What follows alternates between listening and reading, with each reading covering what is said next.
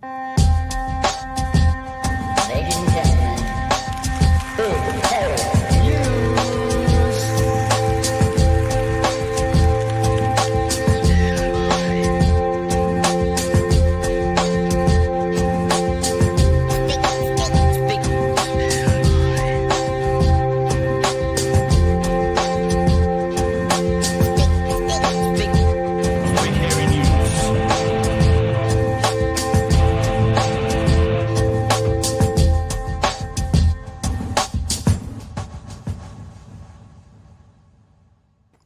Hey, kia ora koutou, it's whānau. Welcome back to another edition of Big Hairy News. Kia ora, Chewy.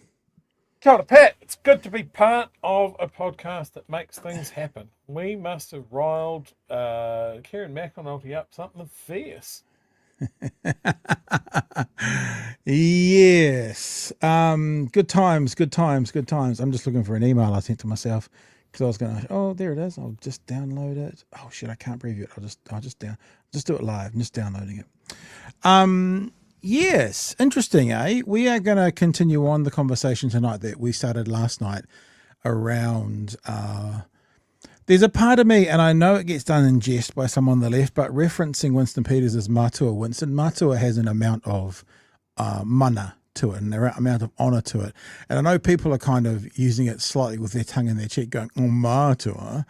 But I don't know. I don't like it. I think I'm just going to call him Winston, Mr. Peters, Winston. So, oh, good. That's good. Dabs is here. We were just waiting for you, bro, just to make sure you got here before we started. So, thanks for being here.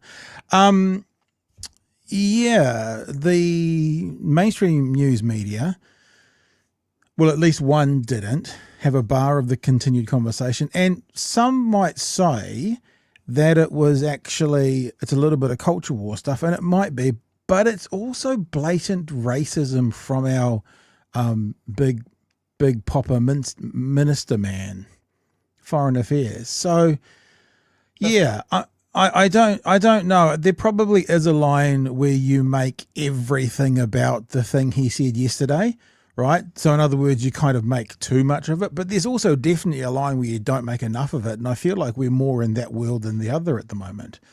But the opposition had a bit of fun with it today.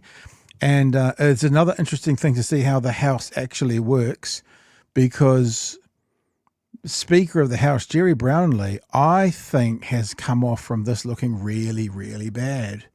And we'll get to all the details as we go, but you know, some of the big things were he doesn't make people, apologize and withdraw the day after something's happened, except for when he did that to Chloe last year, and the day after he made her withdraw and apologize. So yeah, it's not a good look.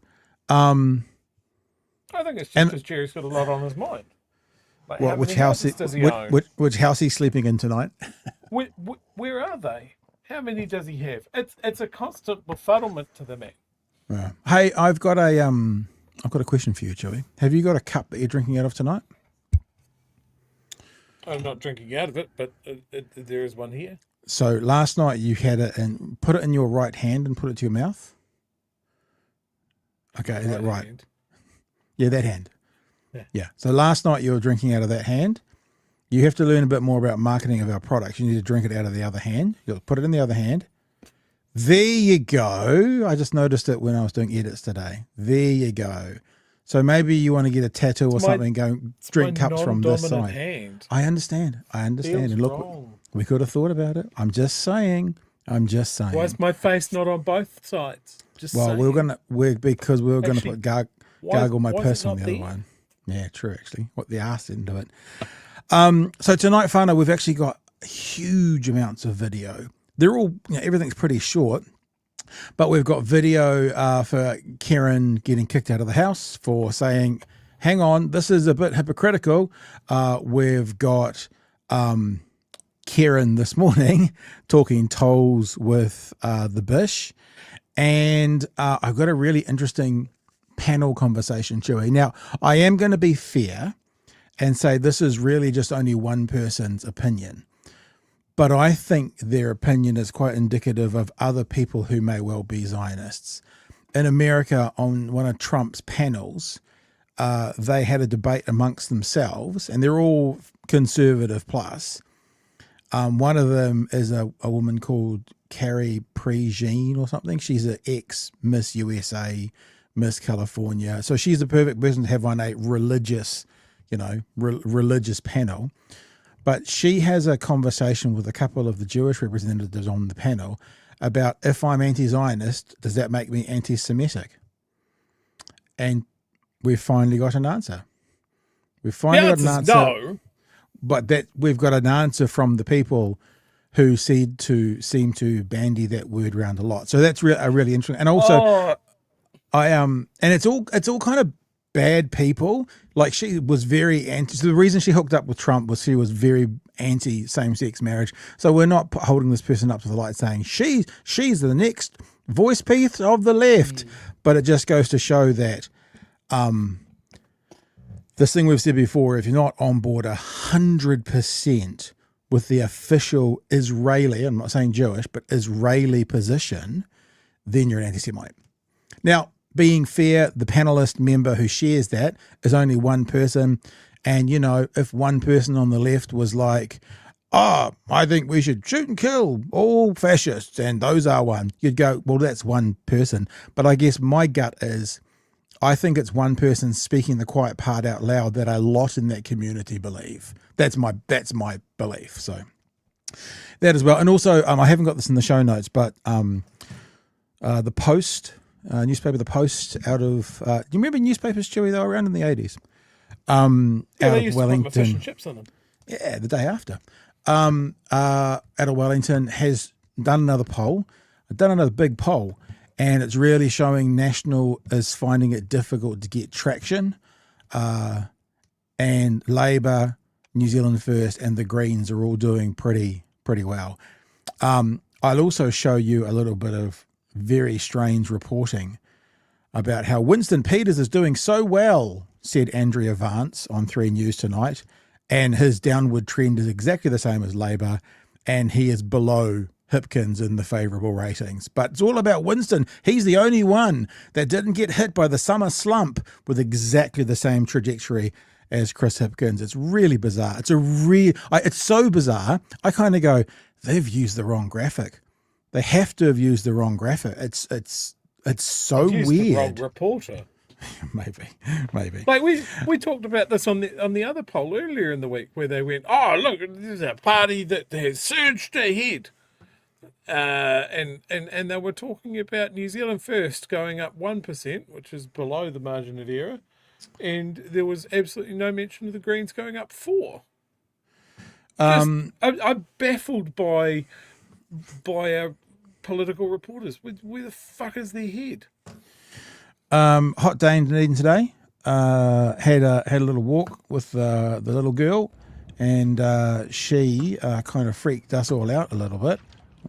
By deciding, I'm just gonna go for a time. I don't know why that's not playing. It's a video. My end is not playing at all. I can hear the splashes. It's not. Yeah, playing, and 2 of my other screens have just shut down around me. What have I just done? I don't know what I've done. And Chewy is currently frozen, so everything on my end is currently frozen. Can you still hear me, Chewy? I can still hear you. You and your video are frozen for me as well. Oh. And the 4th screen has just gone black. So I'm currently surrounded by 4 screens, 3 of which are black. 4 are black. All 4 of my screens are black. And chat is saying that you're going down as well. You're back? I haven't touched anything.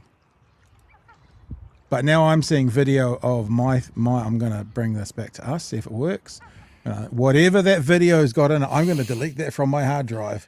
It's got blimmin' ghosts or something in it. Are we back, chat? I was going to show you a lovely little video of the dog going for a swim today. Are we back? Oh, even down there, I'm going to remove that. I'm actually going to end that screen share, and I'm going to do a new one. Holy free holies. Are we back? I've been hacked. It says road. I've lost it already. Oh, Rod Tang. There we go. Okay, that was a bit scary, Chewy. Do you have, like, in the case of emergency crack here, like a box somewhere if I ever disappear for the night? Like, do you have that available? A what? Sorry? in case of emergency crack here, like a glass thing that you. Oh, in case of emergency, break glass. That'll do. No. Oh, no, did you think I said in case of screaming. emergency smoke crack? Is that what you're thinking I was saying? Go back on crack. All right, fine. We're back again. I think we're back again. I'm keeping an eye on the chat, shall we see if they're all happy.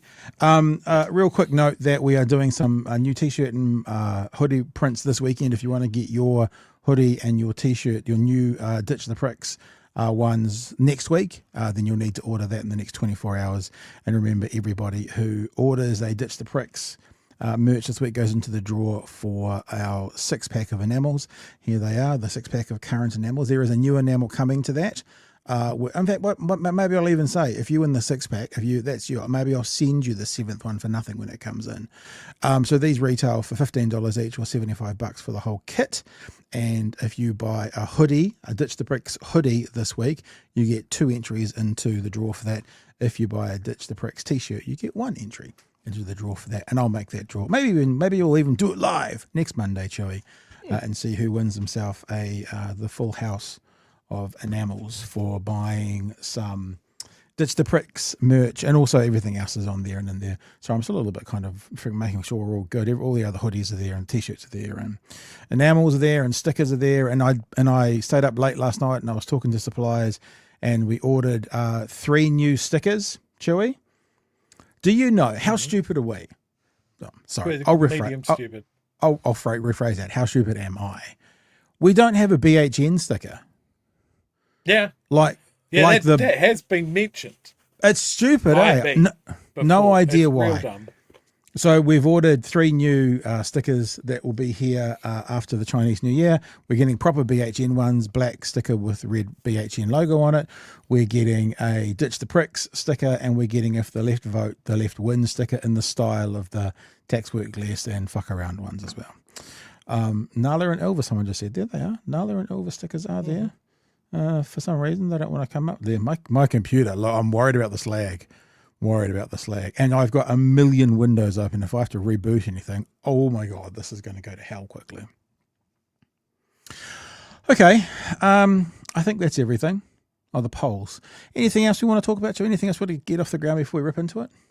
Oh, just a couple of real quick. Have you got Christopher Bishop's turnaround today? Is that on the docket?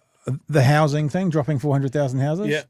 No, I haven't got that. I saw it and I read about it. There's only a certain amount of time, though. I just love the framing that they're putting on this flip-flop, that the people of Auckland have spoken and we have listened. I'm sorry, what government is this? What people have spoken? Of Auckland. The ones that don't want a bit of shadow on the back garden of their villa. It was interesting hearing David Seymour today be all pissy at, he referenced Wayne Brown as Joe Biden in the thing, basically calling him old and doddery. And that was just after he made comments about how we should, basically have a nicer way of speaking to one another. Then he called Wayne Brown Biden. It's very bizarre. I've had a real turnaround on Wayne Brown. Like, I'm sure he's still quite a bit of a dick. But his renaissance as Auckland mayor has kind of rehabbed his image in my point of view. I wouldn't put past Mayor Brown to suck him in the mouth next time he sees him. That'd be good. It was funny. Willie Jackson today got up to share in the house, and Seymour, sit down. And Willie just goes, you sit down, Seymour. And he goes, I am. So it was bizarre. Okay, well, let's do this. Let's start off with the one thing that's not in the show notes, which is the polling coming out of Wellington, coming out of the Post. It's as we always know, polling is polling, but we look at the trends and we check that out. And the trends amongst the Post polling is not particularly good. In fact, it's quite a massive lead for Labour in the Post polling. Now, I'm going to be really clear with you guys. I'm not going to be an absolutist here, but I don't think that I'm going to make a prediction this year as to what's going to happen. But what I would say right now is I think as of today, it's national by a nose. That's what I say. I think the way the economy is at the moment, that's about what it is. 9 months, if a day's a long time in politics, 9 months is like eternity. And I don't know how it's going to go at the end. And for all the people like, how are you going to feel when National wins again? It's like, that's a possibility. Like I'm a realist here, and I'm a realist as to what could or maybe might happen. And this is game on. This is game on as of the moment. We've been here before. Like if people go, oh, how would you feel if they get back in again? Oh, look, I'll tell you how I feel. I'll be pissed off and I'll be disappointed. But this is a natural state of being for someone that follows politics like we do, because we expect a lot more. But the other thing about us being pissed off, and this will show lots of things like our age and our privilege and our colour and our socioeconomic status, is if they get back in, it won't impact us a huge amount. It will impact us, but I know that the most vulnerable in society, if they get back in, are going to be impacted hugely. You know, the difference between my life under Labour and my life under National, it is different. It's very different about how I feel, and it's very different about what I look out and see in society. So those parts of things is very different. But me personally, it doesn't change a lot in my life because of who I am, where I am, what I am, the colour I am, you know, the gender I am. These things are all the tick, tick, tick, this person will be okay. But I do know for the most vulnerable, if these guys get back in, I mean, I don't want to be too hyperbolic, but, you know, shall I say it, Chu? Should I actually say what I'm thinking? I'll say it. We ride at dawn. I know, but I'm going to say something quite serious, but I think it's true. It's like, for some people, if National get back in, it is a death sentence. Like, I mean, I know what people go, but for some people, and it happened this time around when they took away all the, the disability allowances and stuff. And I'm not saying there was literal deaths this time around, but the more they do it, the more they make it harder, the more they go back into beneficiaries' accounts and try and find a place for them to have the money drained out of them. That's how I feel. There will be people living shorter lives, whether it's because of what they do to the health system, what they do to helping the most vulnerable, what they do or not do for the homeless. If this lot get back in, for some people in society, it's a death sentence. Yeah. I know that there's going to be, that some people are going to be hyperbolic, say it's hyperbolic, but I actually think, I mean, we often talk about the people living in the tents by the Oval, you know, how they will survive under this lot. Yeah, well, there has been deaths. Now, we can't overtly say that wouldn't have happened under a Labour-led government, but I just think that statistical chances will go up more and more and more under these guys again. So I'll leave my hyperbole there for a sec. So how do we avoid that? It's something I saw from Tanya Waikato's page this week. It's talk of the hunt for the missing million votes. Yeah. Now that's not doing a Trumpyism and saying that the election was stolen. We're talking about the million odd votes of people that just didn't vote. Yeah. Didn't think that they had a horse in this race. Didn't think that their vote would matter. Haven't registered. All of those sort of things. So I'm going to say it again. Find them. Find them in your circle. The ones and twos that make up the missing millions. Organise. Yeah. Organise. All right. Organise. Let's get into the story. Here we go. So this is 3 News Tonight. This is them talking about the polling done by The Post. Well, Labour is holding a steady lead while National continues to struggle to connect with voters.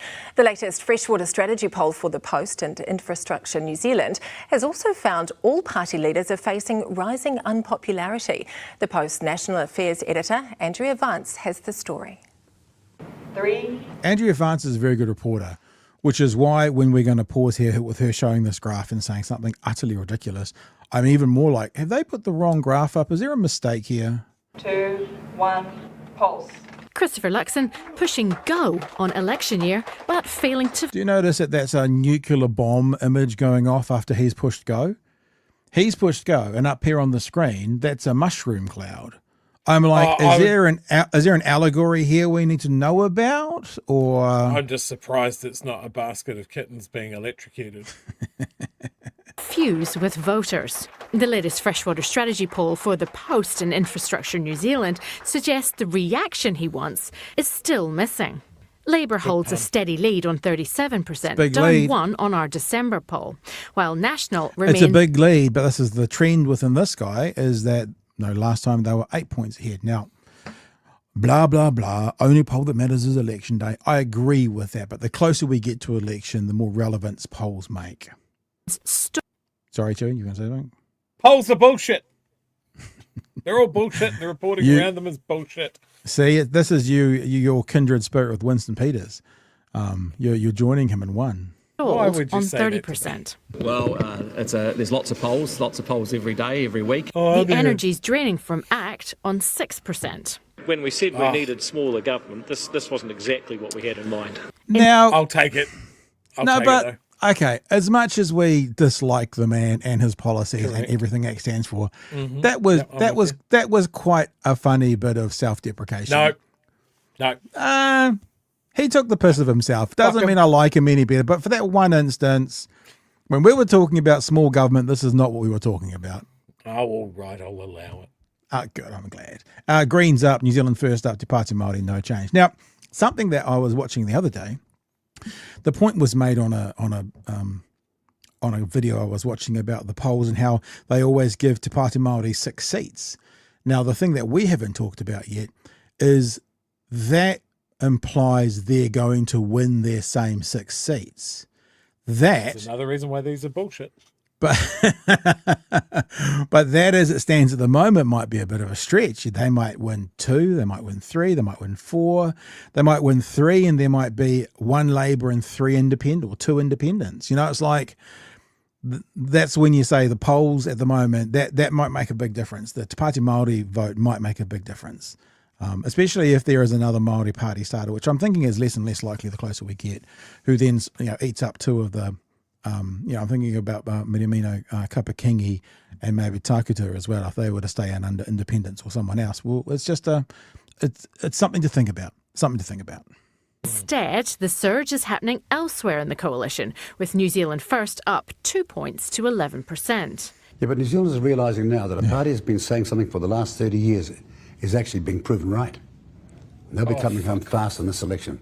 The Greens are also up 2 points to 10, and Te Pāti Māori is on 2%.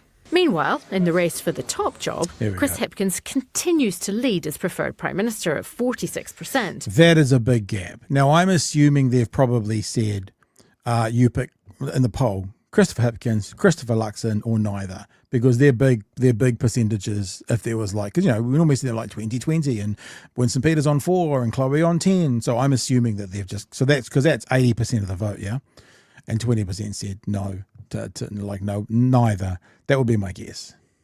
Up 1 point since December, while Luxon lags at 34%. And for the first time this term, the approval ratings show that every single political leader is in negative territory. That means more Kiwis now dislike them than like them. Chris Hipkins has fallen from a post-election. Just listen to all of this and then we'll pause it and we'll talk to it. High of +17 to -1. Christopher Luxon is in free fall. His favourability has cratered, plummeting 10 points in just 2 months to -25. Only Winston Peters has avoided the summer slump, sitting comfortably on -6 as the most popular, or perhaps least disliked, member of the government. Yes, your face. Oh, okay. Your face is great. Let me bring this across. Least disliked member of the government. But yeah, that is fucked. Like, so what are they doing? So 3 News just said over this graph, right? This is on Twitter. Right, the main points are Winston Peters has avoided the summer slump. Well, no, he hasn't. The slump is exactly the same as, and by the way, maybe I did it early. Was Seymour there? Was Seymour in that actually? No, we can't see Seymour. Delicious. But the most disliked member of government. And of course, what they didn't mention, clearly he's on -6, at -1. chippy. They said the number, but they basically said Winston's the best in this. Now, you're right, Chewy. In the government, fair enough, give baby his bottle. But I'm just looking again. No, look, why is there no Seymour?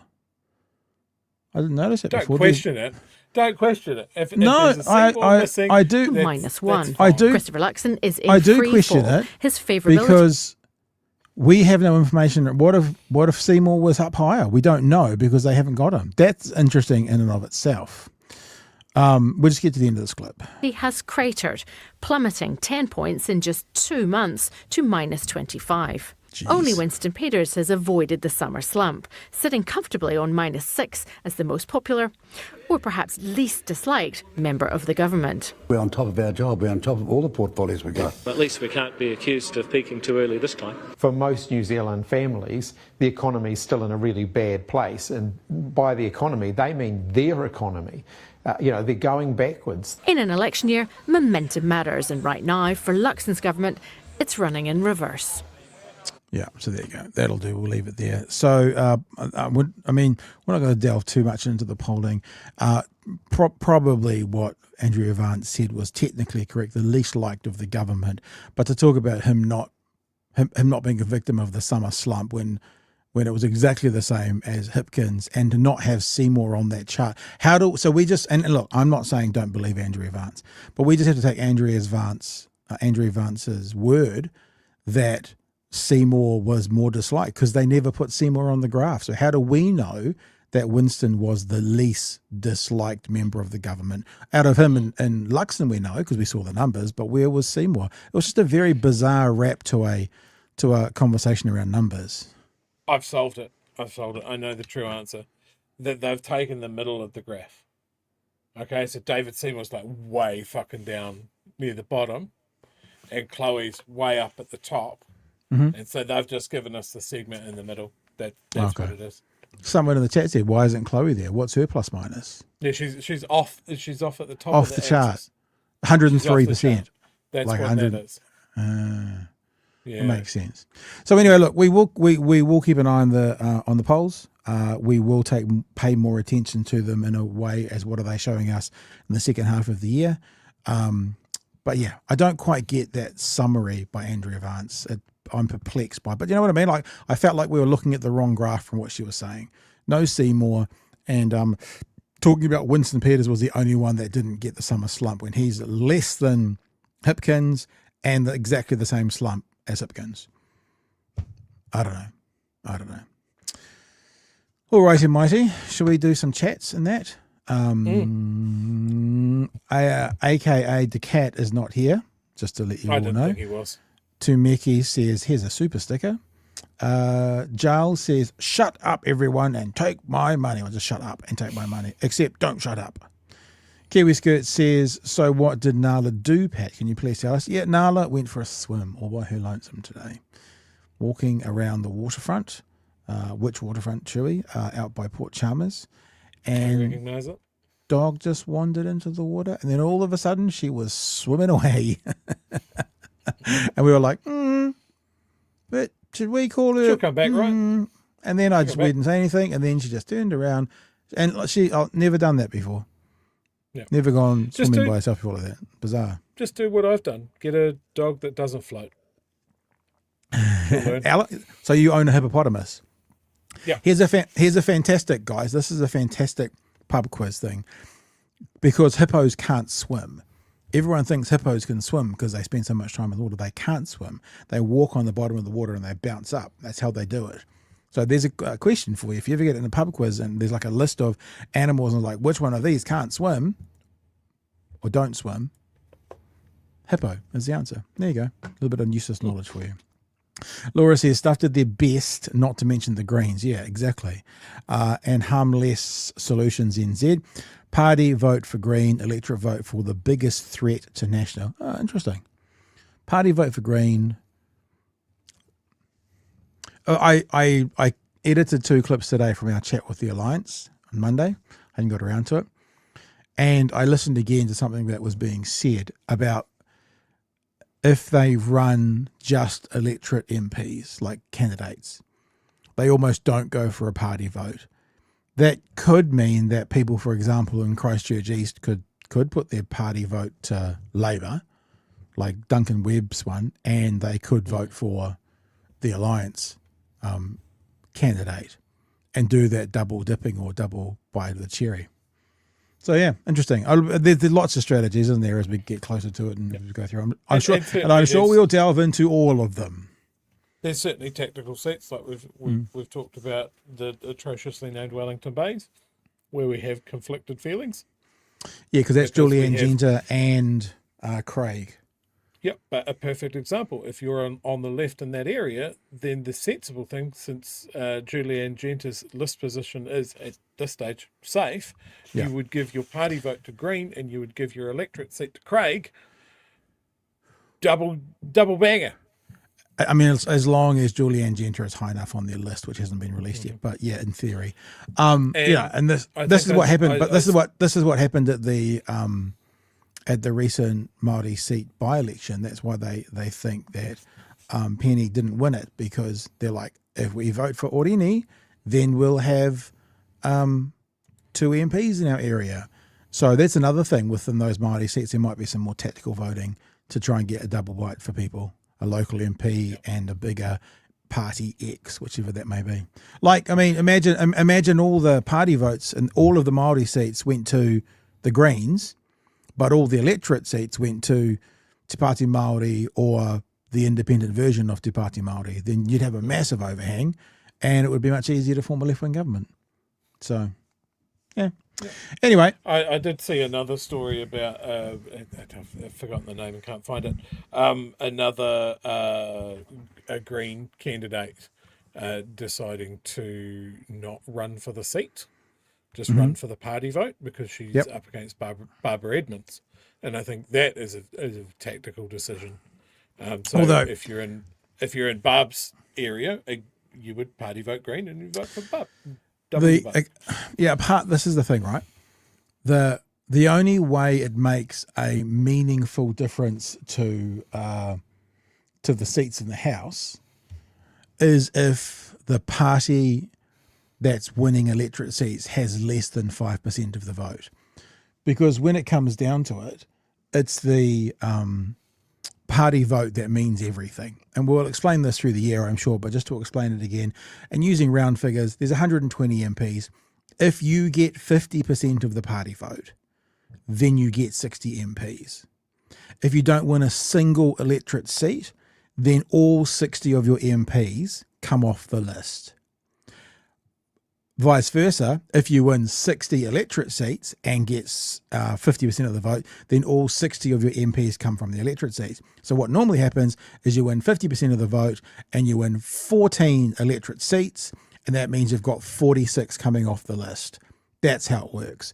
So in other words, for example, that split share of Greens to Labour won't do much. For the people in whatever Rongotai is called now, that area, Bays, for the people who live in that, what it means is you'll have 2 local MPs. So for them, it's good. But for the overall picture, it won't make a difference because both the Greens and Labour will get over 5% of the party vote. So that's when really the kind of horse trading goes on if you've got less than 5% of the party vote. Because if you win more electorate seats, like Te Pāti Māori did, then you get party vote, then you create the overhang. So that's pretty clear, eh? Because I've kind of learnt that over the years. Sorry, I'm just waiting my eyes to go back to normal from being cross-eyed. I thought you were going to say I wasn't listening. I don't know. I wasn't listening. I don't know. What? Sorry, what? Green vote Tampa the Paul says rage. Right, let's get into this one. Now, I do have a lot of videos. Most of them are quite short, but we actually haven't started with any of the stories that we've advertised, so we should really get a move on, seeing it's after 9:30. So, of course, Winston Peters did a big racist yesterday. And I'm using Chewy's terms. That's how Chewy would word it. Did a big racist. And came out today. I'm not sorry. Winston Peters accuses those who have called him racist of being pearl clutchers. Winston Peters on Twitter today. For all of those pearl clutchers who are lazily throwing the racist word around with faux outrage and acting offended every time they disagree with something. Yeah, we disagree with you calling someone Rarotongan who was born in New Zealand because he's got Cook Island ancestry and saying that means he didn't have the right to call New Zealand Aotearoa. If that's not the dictionary definition of fuck that brown person, I don't know what is. Like, I don't know what is. Let's be clear, we will not apologise for defending our country's name from you wokesters and cultural Marxists. Your time is up and New Zealanders have had enough. We talked about this last night when we were talking about having a bit more mongrel. He doesn't back down. Like, he doesn't back down because what he's saying is factually incorrect, because the two parties that adhere to this kind of ideology got about 15% of the vote. So 85% of New Zealand disagree with you, Winston. So if our time is up, yet there's 85% of us, that those numbers don't number. So you're just talking nonsense. We won't have a bunch of people who have been here for 5 minutes, born in New Zealand, by the way, telling us all what the name of the country should be. So when settlers started calling it New Zealand because a Dutch guy called it that, did we have the same ideology? It's like, you honkies aren't going to get to tell us what the name of this country is who've been here 5 minutes. Because comparatively, 200 years versus 1,000 years, Europeans kind of have been here 5 minutes, if you think about it on a grander scheme. It's not racist to stand up and question people who for the last decade or more have tried to spread their woke views like a cancer through our country. I'm not reading any more of that. It's bullshit. Let's just get onto it. But you get the idea. Look, if Winston's going to talk about pearl clutches, he can clutch these pearls. D's pearls. There you go. We've got our own version of D's nuts now. D's pearls. Yep. There we go. What you watch? You watch the Discord by the end of the show. D's pearls. Clutch D's pearls. I can see a t-shirt in that, actually. Clutch D's pearls. Not too bad. So we've got a few clips from the house today. Thank you again to a couple of people who messaged me with some, I was going to watch this again anyway, but with some details as to what's going on, including Magenta, who fired me a text. So this is the start of the session today. They've just had their little pray, and they've just had a little, I think, a word of acknowledgement to some Polish politicians who were there, I think. They must be all the Poles we're talking about. Hey, so they're all the Poles. Oh, sorry. And this is how Gerry Brownlee started the session, talking about yesterday and what he has decided today from the big racist that was done yesterday. It was yesterday I undertook to review a supplementary question asked by the Right Honourable Winston Peters relating to question 11. I was not able to fully hear the question raised, mainly because of the considerable volume of noise coming from other members in the House. On review, 2 points stand out. One is raised in a point of order by the Right Honourable Chris Hipkins, that all members of this House are equally elected. No one member is more or less elected than any other. All members are equally entitled to participate in the proceedings of the House. Any question of an elected member's rights and privileges in this House being questioned is highly disorderly. Members who engage in such comment can expect to be ejected from the House. Free speech does not enable gratuitous comment about other members. Such comments are not only disrespectful to the member. By the way, this is his decision. It sounds like he's reading a script from yesterday. This is his decision based on yesterday that he's reading out. Because if you weren't actually aware, after he had gone into this next part of it, he's giving his decision, which is basically saying, don't say those sorts of things. They're concerned, but also to this House, and also disrespectful to the electors and the electoral process that allows members to sit in this House. The second point is that on the 4th of March 2025, I gave this House a ruling on the use of Aotearoa in describing this country. I drew on past speakers' experiences in putting that together. That ruling stands, and I would encourage members unfamiliar with it to become familiar with it. Further questioning of the ruling will also be considered highly disorderly with the usual consequences. Right, so he gave us his ruling, which actually didn't sound like a ruling and didn't say much, and thus began the fun. And like some of these clips have got, I'm sure you're aware of this, but there's this kind of structure within videos is that you can fade from one thing to another. It's in the same continuum. If there's two things taken from two separate parts of a video and put together, you put a white flash in the middle. So some of these things have white flashes, and you'll know that they might be 3 or 4 minutes apart, but I put them together because they're based on the same theme. Maybe not this one, but some of these videos. So then, Kieran, he kicked it all off. Thank you very much, Sarah, and thank you for that ruling. It's clearly considered, and we support that. Sarcasm, on two man. occasions, you mentioned types of behaviour that would be considered highly disorderly, and in the first instance, you said that that could lead to a member being ejected to the House. The concerns raised by the Right Honourable Chris Hipkins yesterday were serious and led to that ruling today. It would be, I feel, a disservice to honouring the rulings that you have given. And I hate that they have to, I mean, they're not stroking Gerry Brownlee's ego. This is what they do. They basically are stroking the position of the speaker. Oh, very wise, sir. Think it's like it's back to Westminster for obvious reasons, and they're talking to the king or the lords. Oh, yes, it's very good. And now when they've done all the platitudes, they then get in and actually start to talk about it. The rules that already exist in this House for the Right Honourable Winston Peters to at the very least be asked to withdraw and apologise for the comment that led to this. Well, the problem is the moment has passed, and standing orders is quite clear on how that works. Are they? So for clarity, we weren't criticising the fact that you didn't hear. I realise that. However, on the 4th of August, I believe it was certainly in August last year, you required Chloe Swarbrick to withdraw and apologise for comments that were made on the day prior. Now, at the time, we expressed concern about that because we felt that in doing so, that was setting a precedent. But nevertheless, here we are again in a situation where you are saying that you are unable to require a member to withdraw and apologise for something that happened yesterday. Now, you didn't hear it, and that's no problem. But you did commit to this House that you would review it, and actually you committed also in Hansard that you would act on that. Really important point. He said he would act on 100%. it. Done a big racism, Mr. Brownlee, Mr. Speaker, sir. Let me coddle you some more and say your divine wisdomness. How are you going to act on that? Now, failing to require the Right Honourable Winston Peters to withdraw and apologise for something that was quite clearly an offensive comment, when you have required that of other members, indeed other party leaders, runs the risk of you applying different standards to some members to others, and that in itself, I think, would be undesirable by the House. It most certainly would, and I'll avoid that in the future. Right. It most certainly would. I won't do that after he has just done it. Chewy, I'm going to keep rolling, but you if you want to jump in between, you shout out. Do you want to mention anything to there to start with? When Gerry says something like that, where he acknowledges that he's done something wrong and won't do it again, it's amazing how consistent he is. He certainly won't forget the number of houses that he's had for the last 20 years. That won't happen again.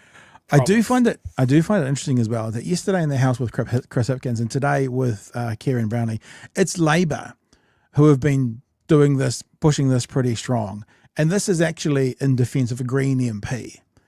I'm surprised that this hasn't been led by Marama and Chloe. Now, they get involved because this is Chloe now wanting to talk about Brownlee's ruling today based on her experience. But, you know what I mean? You think about all the noise that you've heard about this big racism that's been done. It's Kieran, it's Chris, it's not Marama, it's not Chloe. I'm not sure why or if it needs to.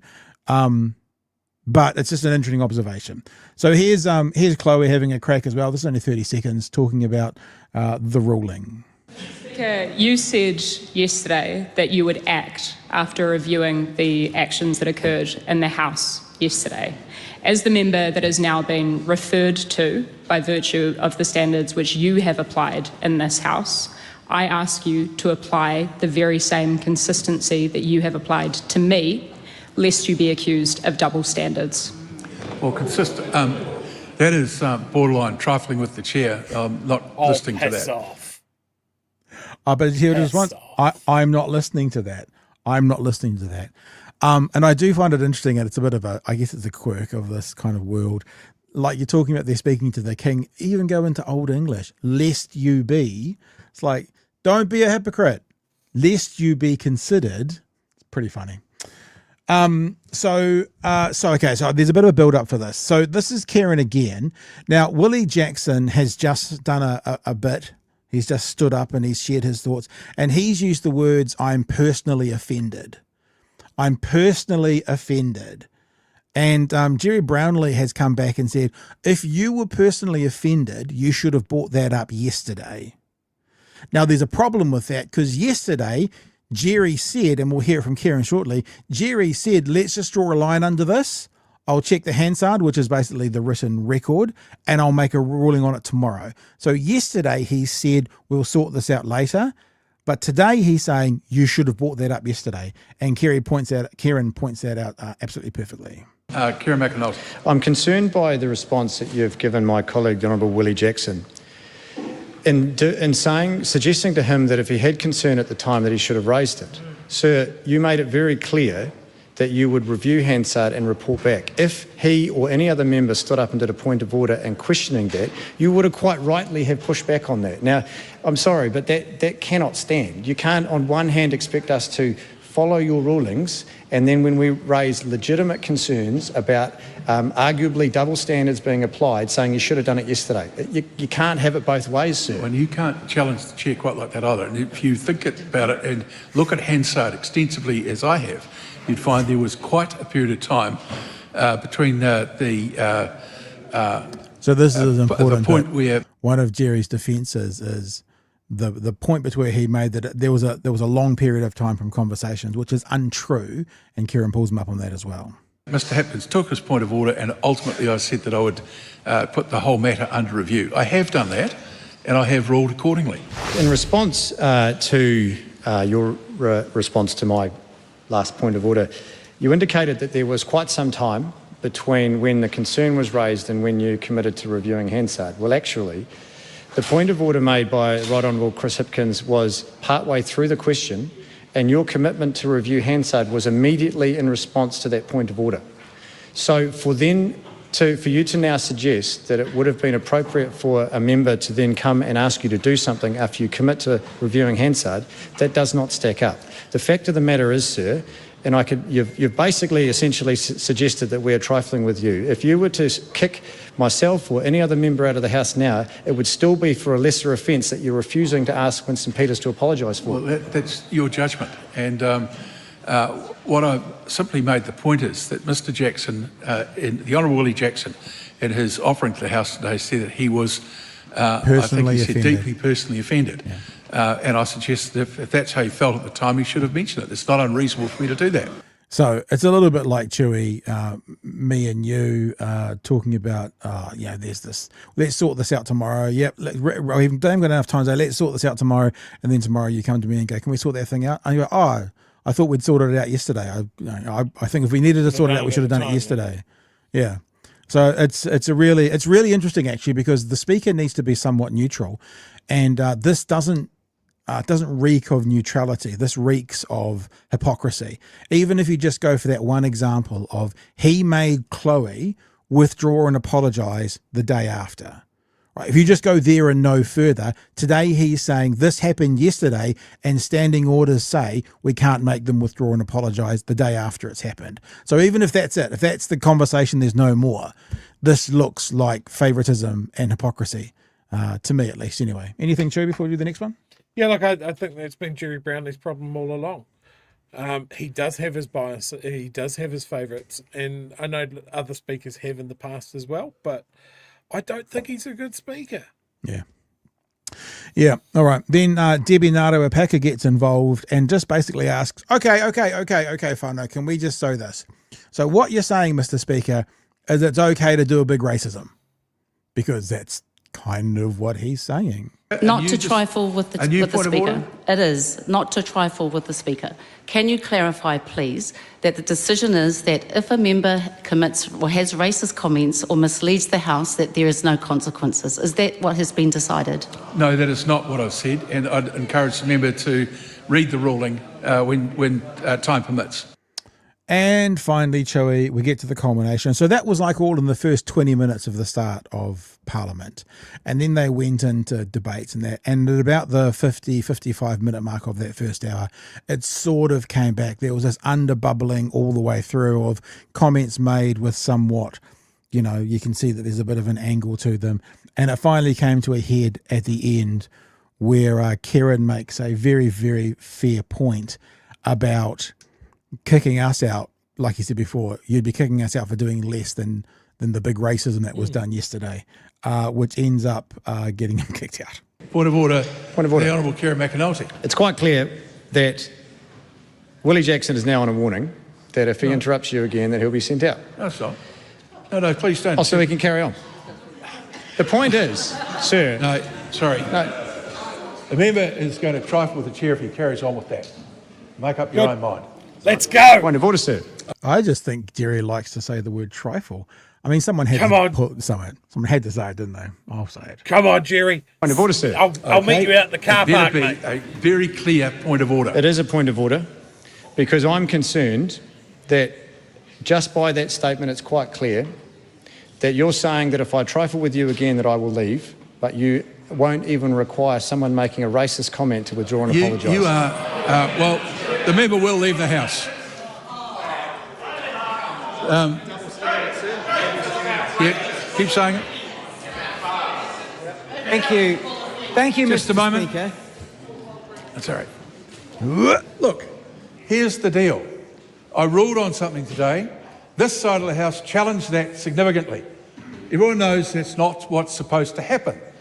Second thing is, during that exchange there, when a question had started, there was a lot of conversation from this House being led by one member in particular. I pointed it out.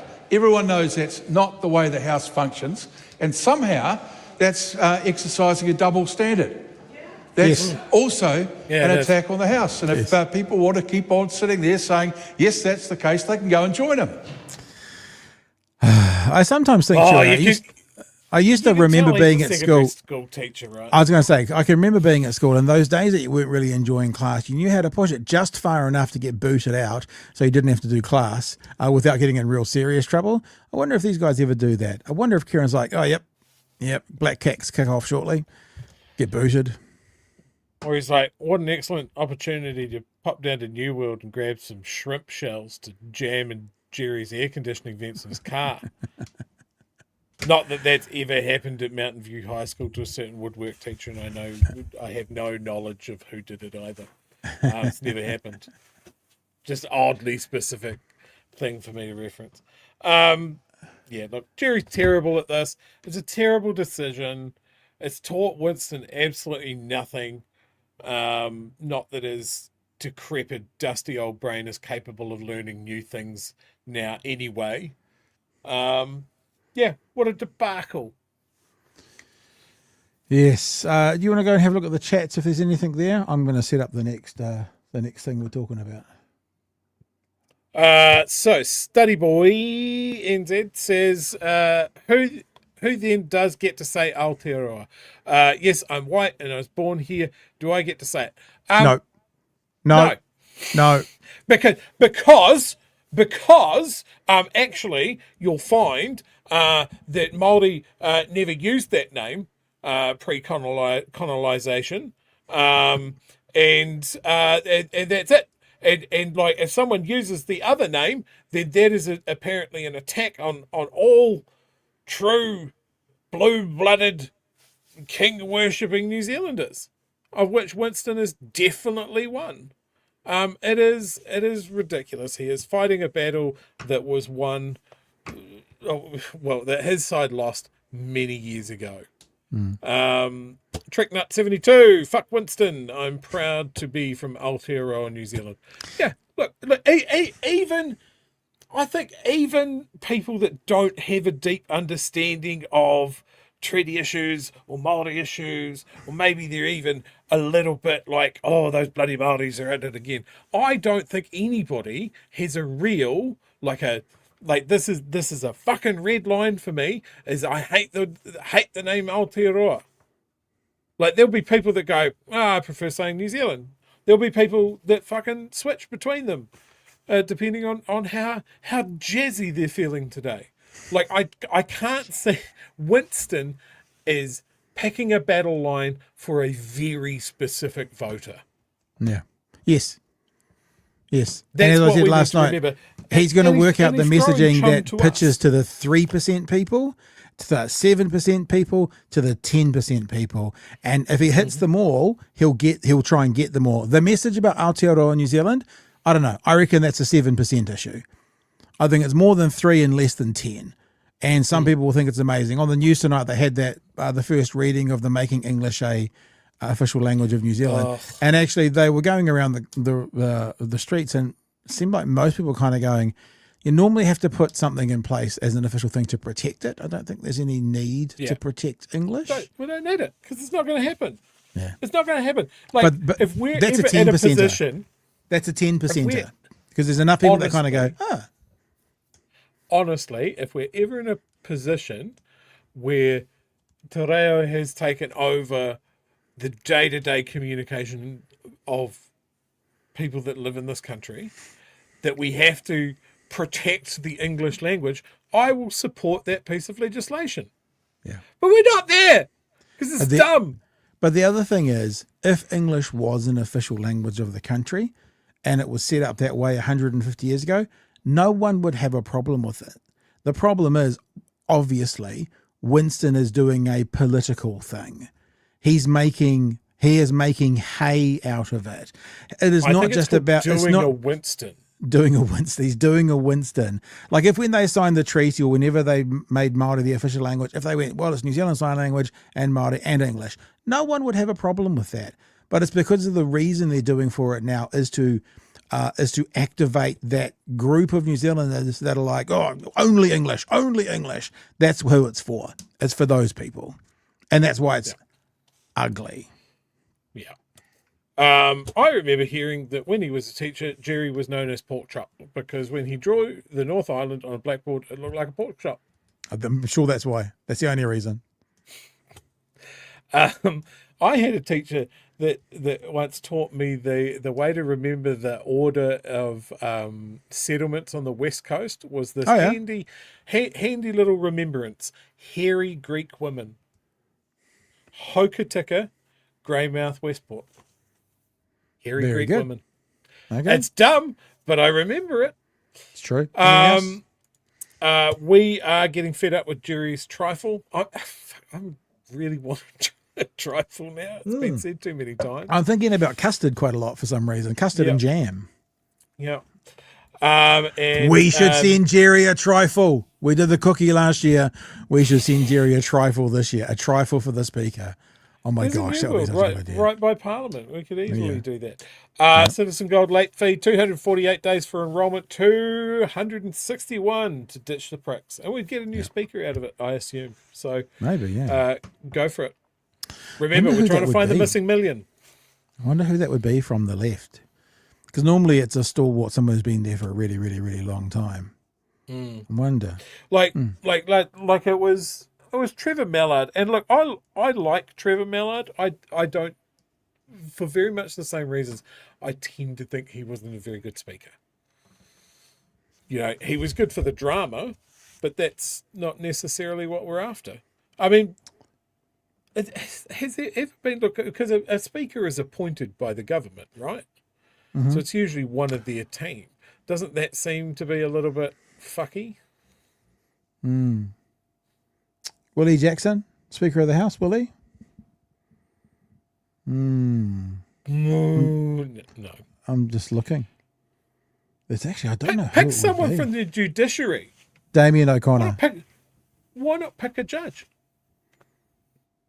All right. Hey, let's keep trucking, shall we? This is a bit of a niche conversation. It's a thing that happened a week or so ago.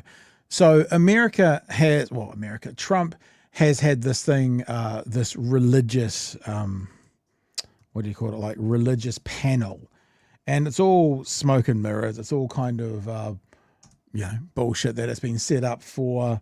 That's not right.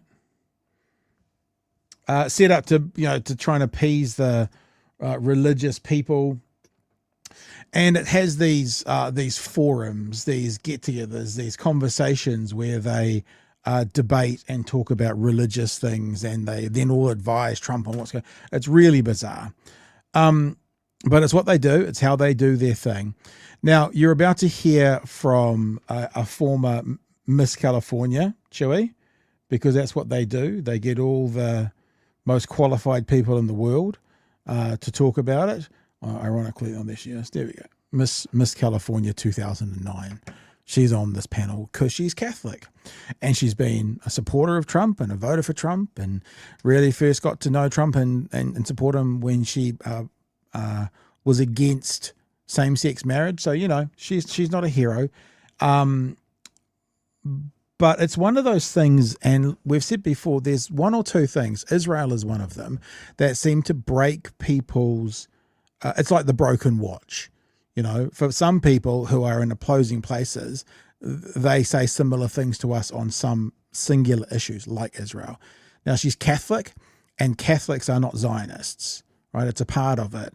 We've been saying all the way through this since October 7 and this latest incarnation of death and destruction and genocide, that there is a lot of people out there who are trying to attribute people who are anti the actions of the Israeli government and the IDF to anti-Semitism.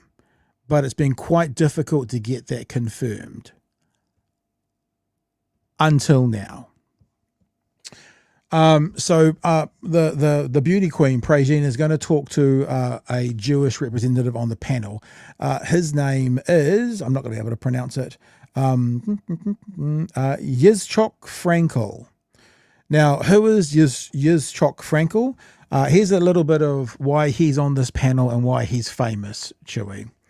In late April and early May 2024, pro-Palestinian protesters established an encampment on the University of California, Los Angeles campus. According to a federal lawsuit filed by Jewish law student Yitzchok Frankel and two other students, activists created, quote, Jew exclusion zones, end quote, where Jewish students were excluded and UCLA administration failed to intervene. So that's his claim to fame. That's his claim to fame, that he basically said, I want to be able to go into that roped off area. I can't go in there. I'm going to sue you because I'm Jewish. Well, he's not going to sue you because he's Jewish. I want to go in there. You can't come in here because you're Jewish. I'm going to sue you. That's one of the people she's about to speak to. The other person she's about to speak to is a rabbi called Ari Berman. Ari Berman is probably best well known as he spoke at he delivered the benediction at the second inauguration of Donald Trump in Washington on January 2025.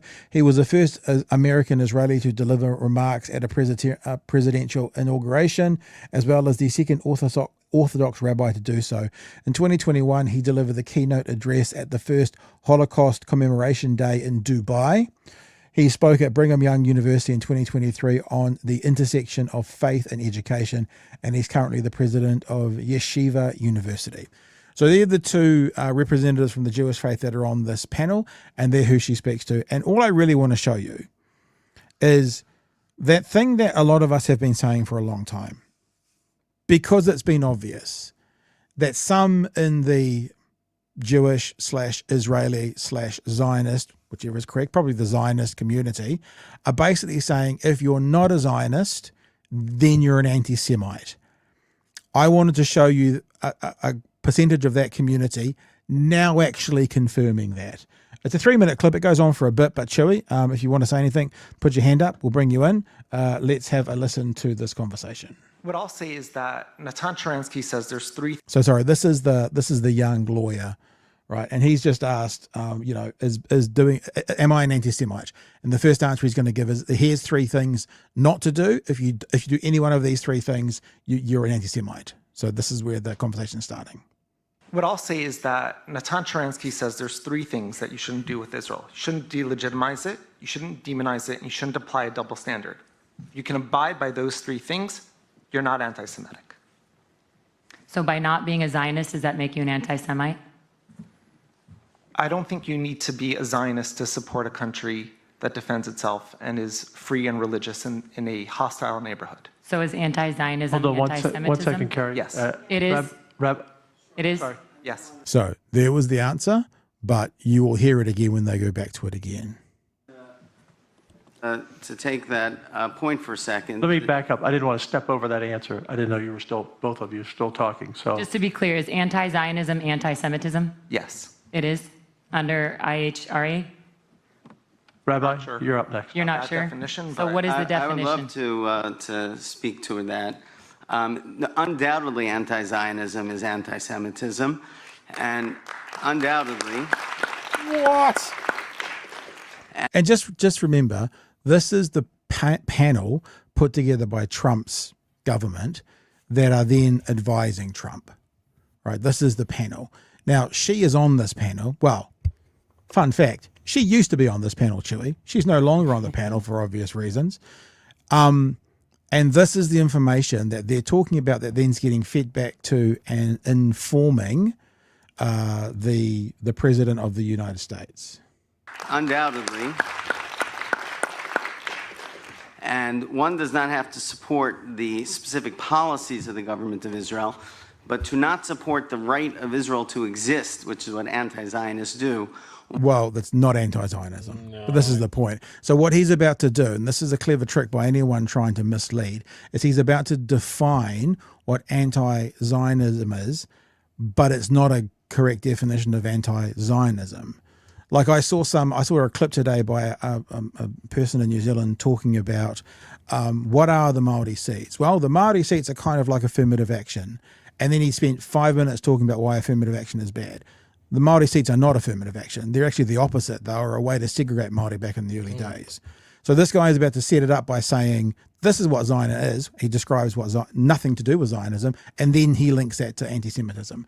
So it's a clever little trick, but we've got to be aware not to let it work. Which is what anti-Zionists do, while not taking that same stand to the 28 Muslim countries and 13 Christian countries in this world, is a double standard, is hypocrisy. Other than actual Nazis, the Nick Fuentes of this world, Chewy, have you ever heard anyone ever, as far left as you go into your blimmin' communist, socialist, far left groups ever say Israel does not have the right to exist?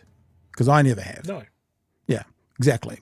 And what he's saying is this is what anti-Zionists do. They say Israel doesn't have the right to exist, and then labels that to basically everyone who's on the far left or left, or actually on the left of him, which is probably centre right. For everyone from the centre right to the left is in that world.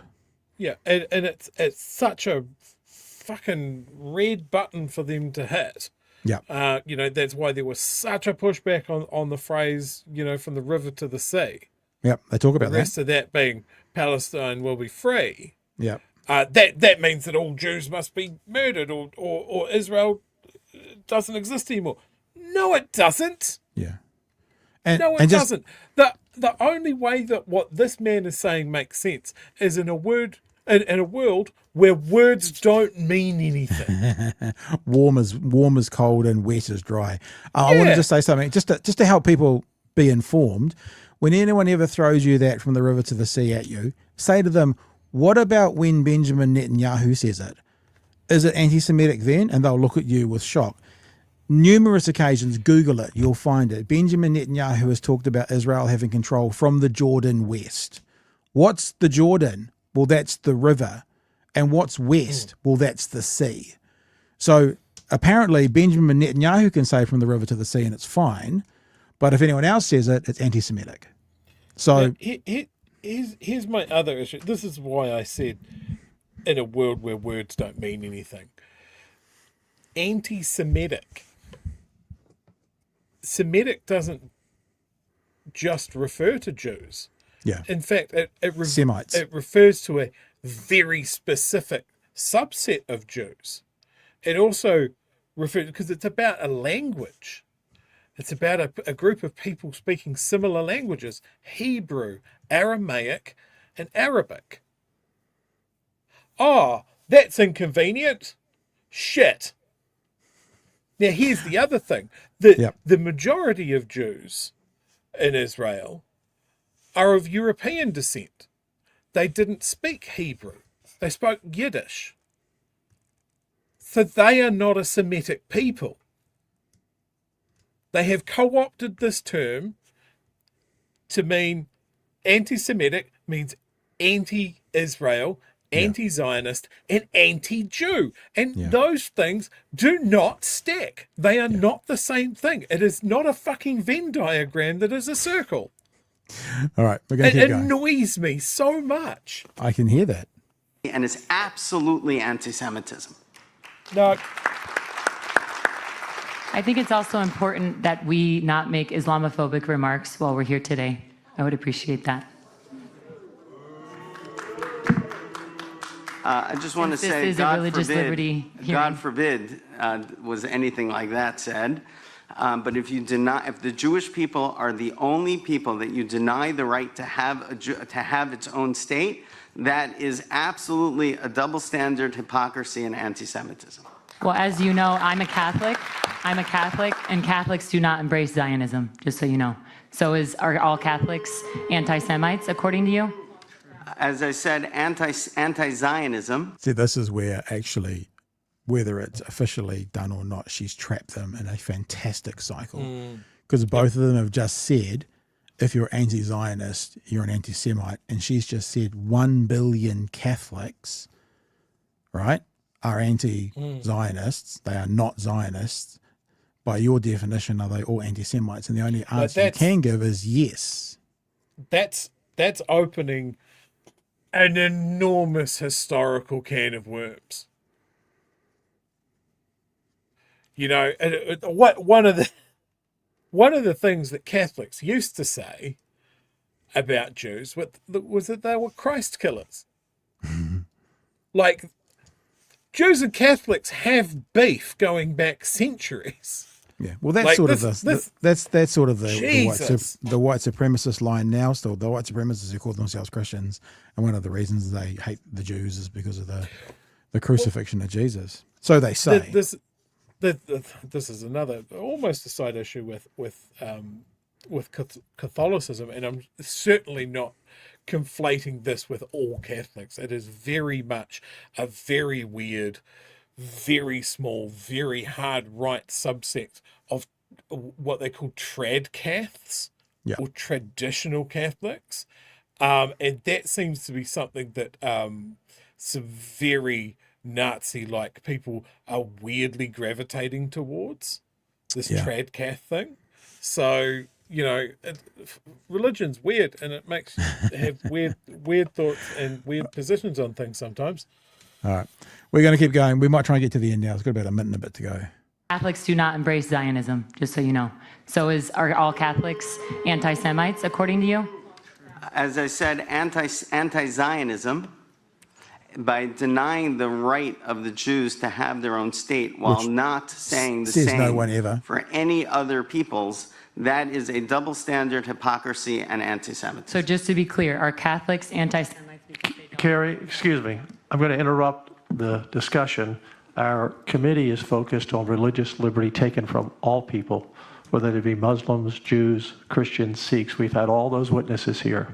This is not a commission on defining religions or calling out any theology, or this is not the commission for that. Right, but we're talking about a foreign nation, so I want to be clear on what the definition of anti-Semitism is. If I don't support the political state of Israel, am I an anti-Semite?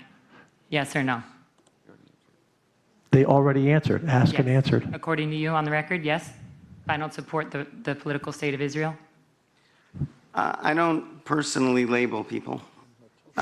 After just saying if you're anti-Zionist, you're anti-Semitic. Now I don't label people. But what I'm saying is, if somebody states if somebody says they're an anti-Zionist, they are saying about themselves that they have a double standard and hypocrisy, and they're taking anti-Semitic positions.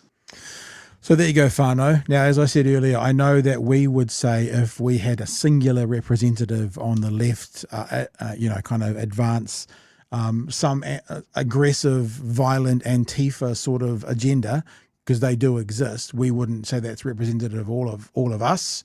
But I get the sense through many conversations and reading and seeing many interactions with people who are happily and openly Zionists, that is not an uncommon view, Chewy, if we can put it that way, without saying that is fully representative of all Zionists. So I just thought it was really interesting to hear it actually won.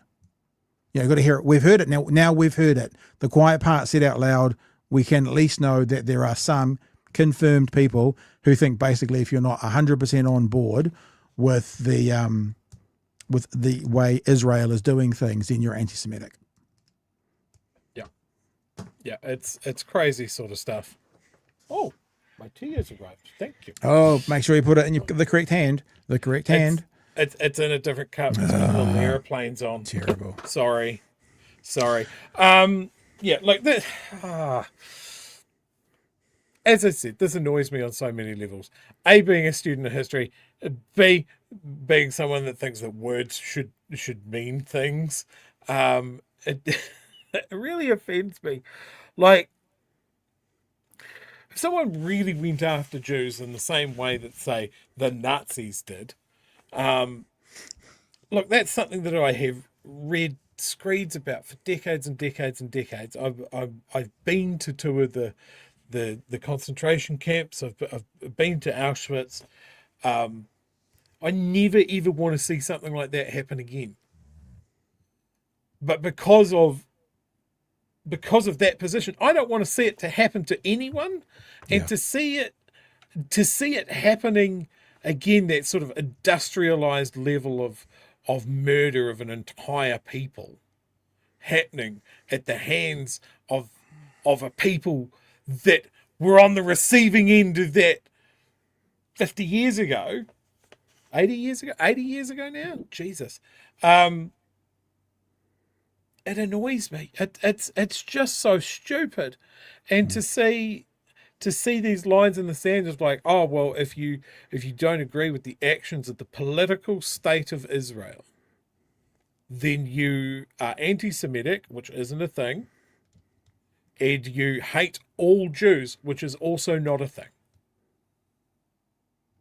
You know, there are big chunks of Judaism that don't agree with the political state of Israel.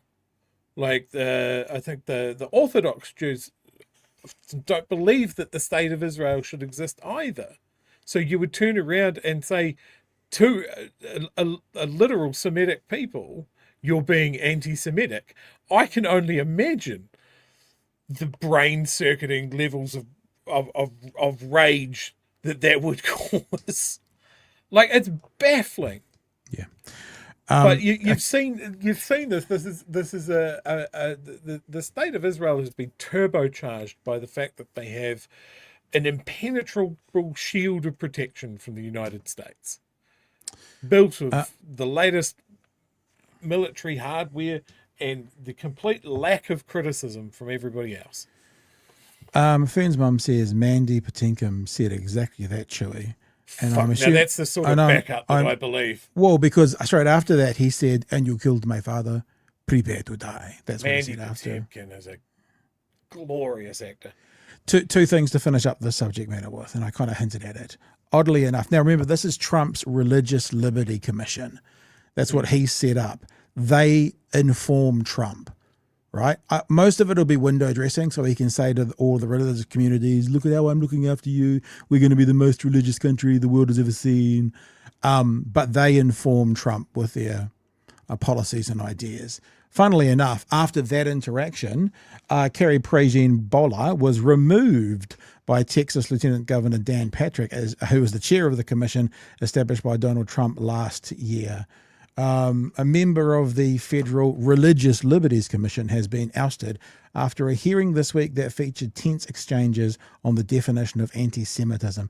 They actually weren't tense. It just goes to show what snowflakes those two men are. It wasn't tense. Because they weren't tense. The ousted member, Carrie Prejean had defended prominent commentator Candace Owens, who routinely shares anti-Semitic conspiracy theories.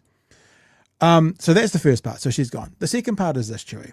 And, for any long road truckers who have been with us for a very long time, you may remember this. Everyone has a position that they're predisposed that if you're not 100% for us, you're against us. It's very easy to see it when we're looking at this, when we're looking at if you're not 100% in support of Israel, the actions of Israel, the quote-unquote wars of Israel, then you're an anti-Semite. But Chewy and I have experienced this on the left as well. Just a little word of warning for all of us. We have experienced a group of people on the left who were involved with the show, who were involved with us, who are Dunedin based, and we kind of were, I mean, I don't know if we were close to Chewy, but certainly they were people in our circle who were unhappy with one thing we did, and we were thrown out of the boat. So we weren't 100% in agreement with them, and so to them, we were dead to them. So I guess my last kind of piece on this is just a bit of a word of warning to all of us to be aware that everyone seems to be able to go that 100 or nothing route, and we need to be careful not to do it. I've talked about the piece I wrote once called Intelligent Debate versus Ideology. And an ideologue thinks they're always right. Yet we know as human beings, sometimes we get it wrong. Chewy, sometimes we say things like the Māori seats are entrenched when in fact they're not, and we make a mistake and we have to come on and correct it. Sometimes we're wrong, and when we're wrong, there might be another perspective which is right. An ideologue thinks they're always right. An ideologue is 100. Right? And I wrote this piece talking about ideologues that intelligent debate acknowledges that sometimes we're right, sometimes we're wrong. And the smart thing to do is to try and find what the correct answer is and go that way. Whereas an ideologue will say, I have the correct answer based on my ideology. This is what it is. So we can all do 100 to 0. We can all do, if you're not 100% on board, then you're 0. And so just all of us need to be aware of that, I think. Yep. I love that I do a big long spiel like that, and the first chat after I'm finished is, "Where's Nala?" Fair enough. Fair enough, brother Mike. I mean, she's not with me, and I'm not going to try and put that video on again. That ate my computer. Apparently, everything seems to be working now. Are there any chats you want to get to? There's a few in there. There's 3 there. Do you want to get to those while I load up the next one? I can get to those. Let me open up the chats drawer. Over Red Rover. I'm just saying, because I'm not saying I'm Super Saiyan, unlike Goku and Gohan. All right. I wasn't reading that with you. I was listening to it, and it sounded like Latin. Yeah, no, fair enough. It's in the ballot. We are required by convention to elect an MP to be Speaker of the House. Also, anyone in the Speaker chair, either as Gerry or his deputies, must be MPs and not someone like the Clerk of the House. I don't think it works. Oh, but you said a judge. Were you saying a judge as an active judge or someone who's worked in the law who's now an MP? Because I thought you meant someone who'd worked in the law who's now an MP. You were meaning an actual someone judge. who's not an MP. Who would actually be like an arbiter. So the Speaker is supposed to be, right? But what convention means, I was just going to re-put that back up. What convention means is that's just how we've always done it. That doesn't mean it has to be that way. So it'll be interesting to know. Stone. Yeah, all right. Yep. And Tricknut says, I still don't get how Israel is a friendly nation to us. They're not. Like, I will not forget that Helen Clark shit-canned their ambassador staff when we caught Mossad agents stealing the identities of dead children so they could make fake New Zealand passports so Mossad agents could travel the world doing their dastardly deeds. Well, in fairness, that makes every New Zealander, everybody travelling on a New Zealand passport, a fucking target. And that should never, ever be forgotten. In fairness to Luxon as well, he did say that if Benjamin Netanyahu stepped foot on New Zealand land, he would be, I don't know if he said honour bound, but it was that kind of word to carry out the arrest warrant of the international courts. So, credit where credit's due. He didn't sound like he was like, we wouldn't do anything. I mean, would he actually do it? I don't know, but... Well, more to the point, is that a case of saying something knowing that you'll never have to put it to action? Yeah. Right? Because when was the last time an Israeli head of state came to New Zealand? Fuck no. It's just a situation like fucking, if I ever see The Rock, I'm going to knock him out in a one punch. I can say that. I will never see The Rock.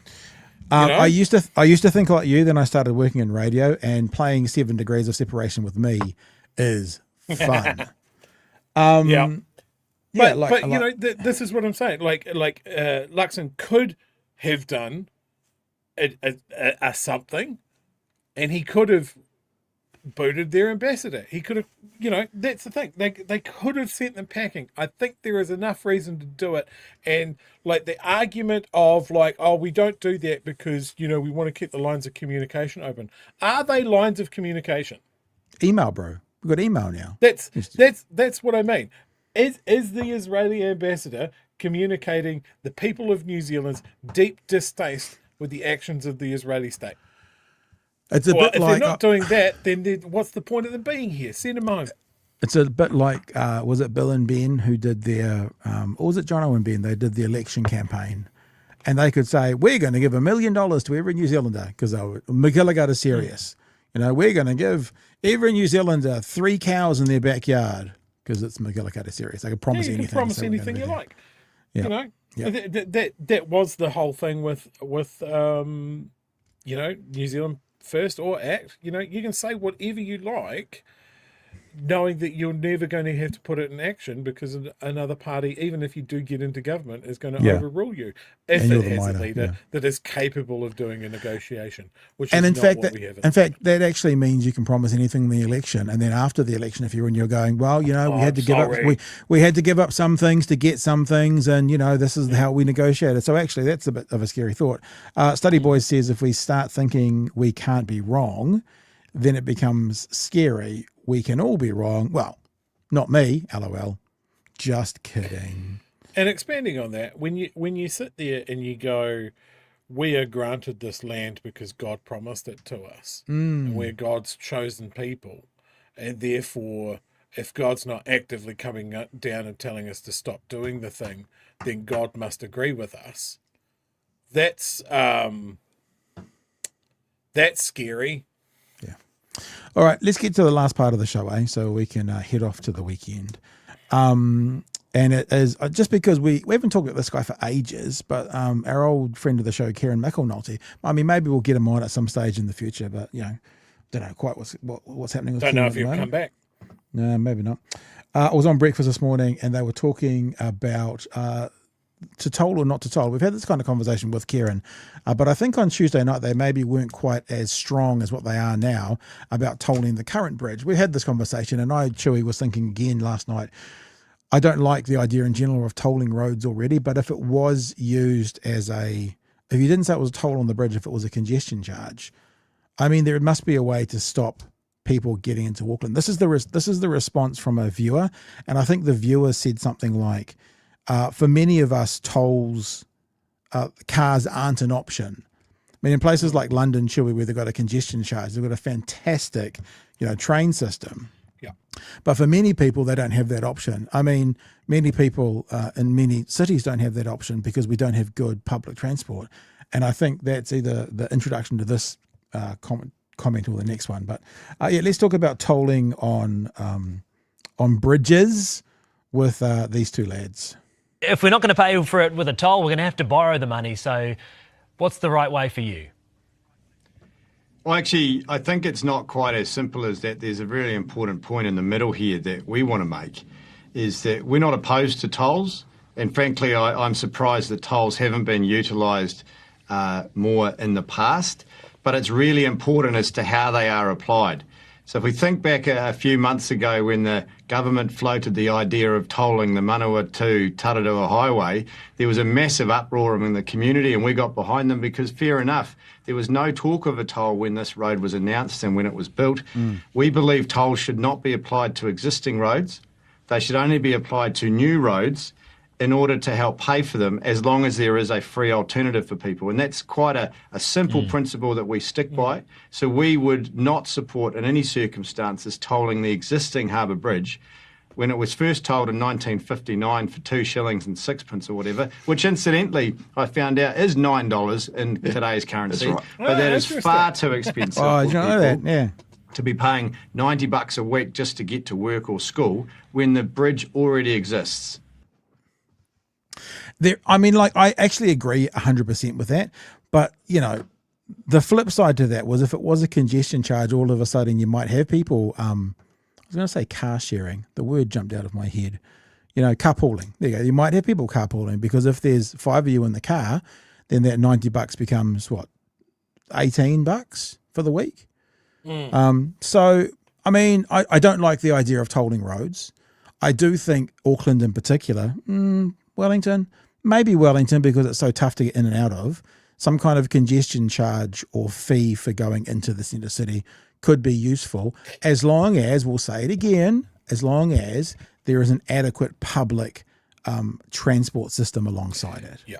I think that's a really important point, and I know that there has been a lot of work over the past couple of decades on fixing Auckland's public transport, but those alternatives can be a range of things, though, right? You've got buses, you've got trains, and ferries in Auckland, literal ferries in Auckland, that works really well. You've also got if you're talking about a whole city congestion charge, you've also got things like what do they call them in the States? Like transit lanes. Yeah. So like if you're driving into work in a car by yourself, then you'll get told. If you're driving in with more than 3 people in there, you can use a bus lane or something. There's an advantage to change people's behaviour. Just so you know, that's heavily utilised in Auckland.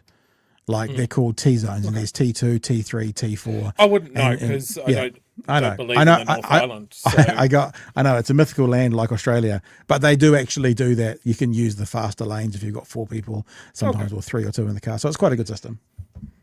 Yeah. So I mean, that's the thing is that in my view, things like congestion charging can be pointed in a lot of good directions, like changing people's behaviour, how they transit, what they use to transit, and revenue gathering for making it easier somehow, But yeah, I think what Kieran's saying is, it has been underutilised. Like, you see a couple of times, there's no tolls in the South Island since they stopped tolling the Littleton Tunnel.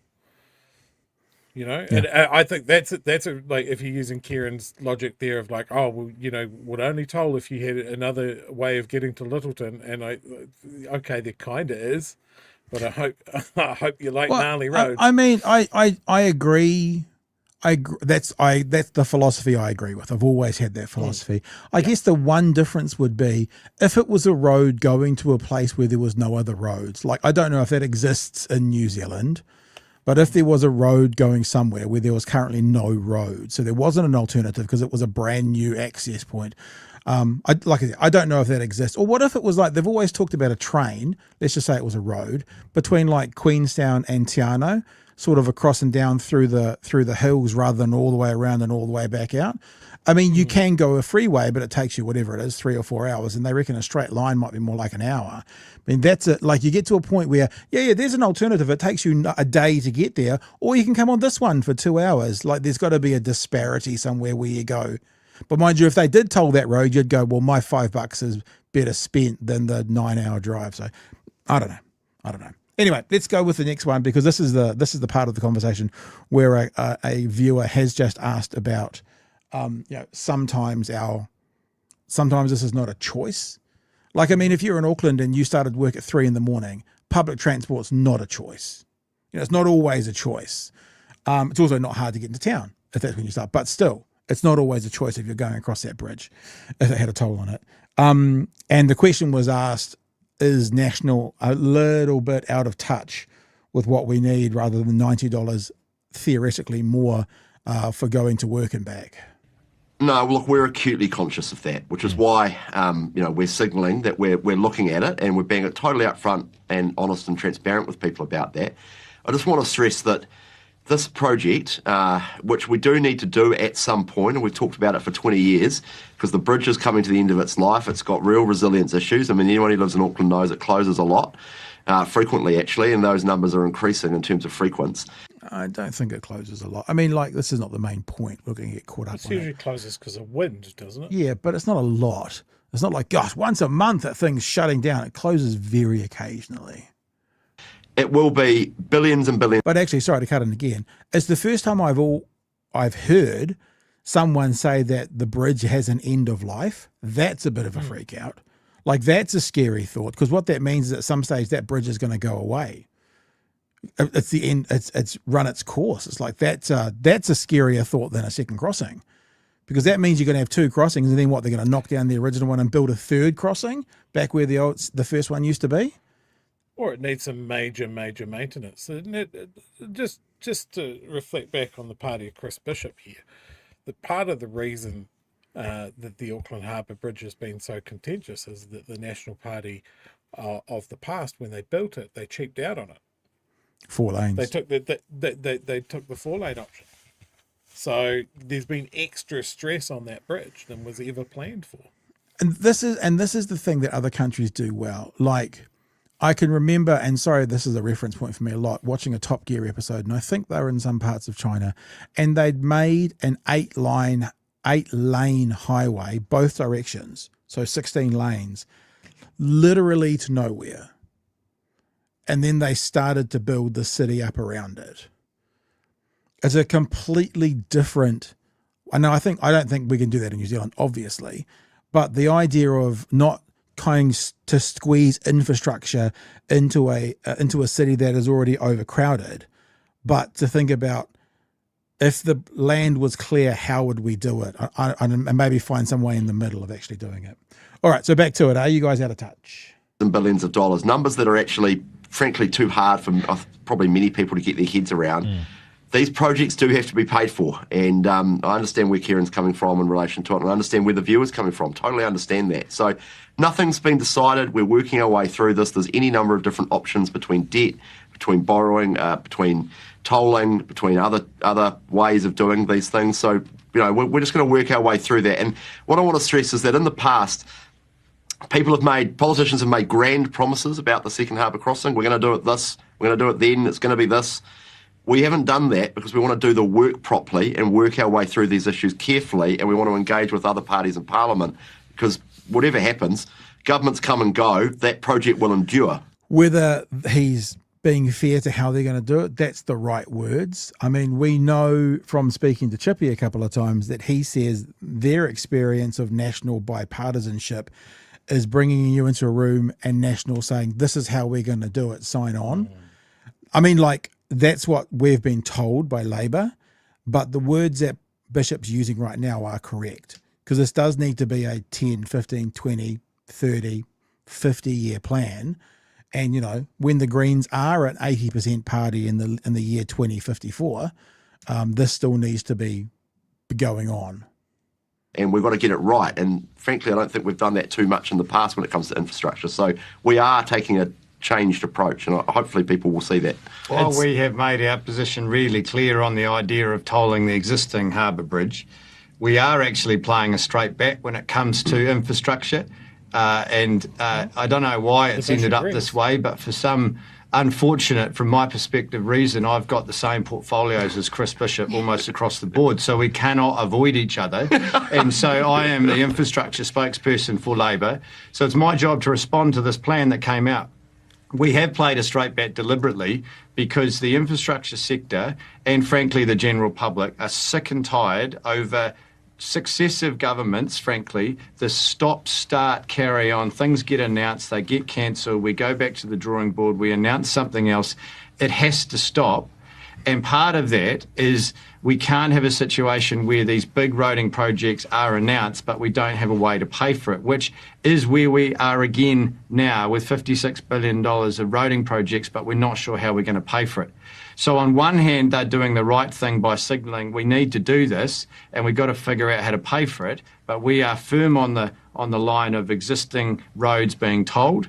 And it's good that the government is exploring alternatives, but they could be really clear on this particular point and rule out tolling the Auckland Harbour Bridge right now.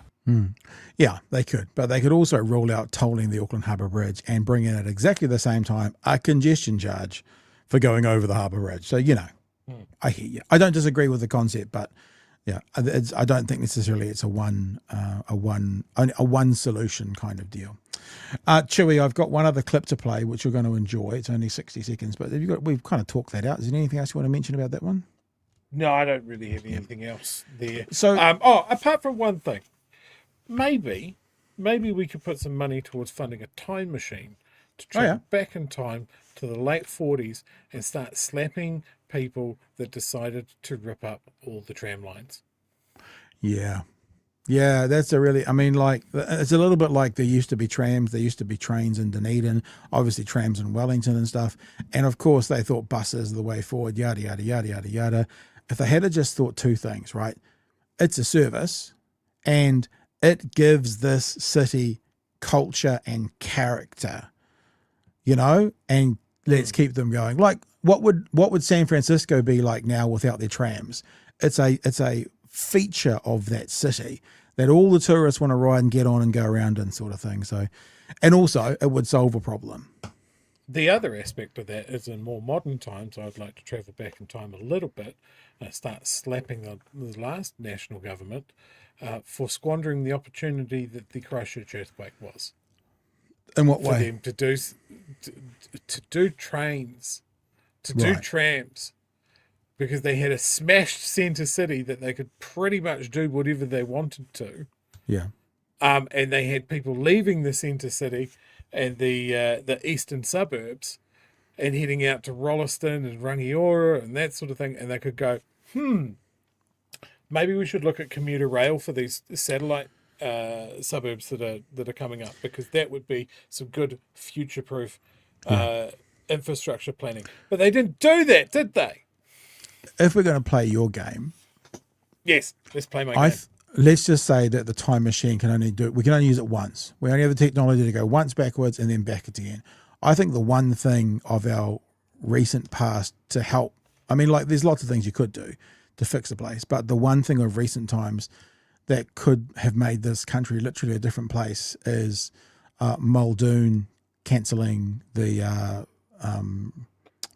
funding, the first super fund. Yeah, the super fund. Because if we had that still going all the way through, we would have trillions of dollars.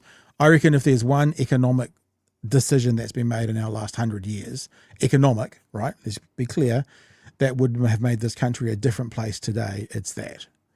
That's National. A real black stain on the legacy of an otherwise popular and forward-thinking socialist prime minister.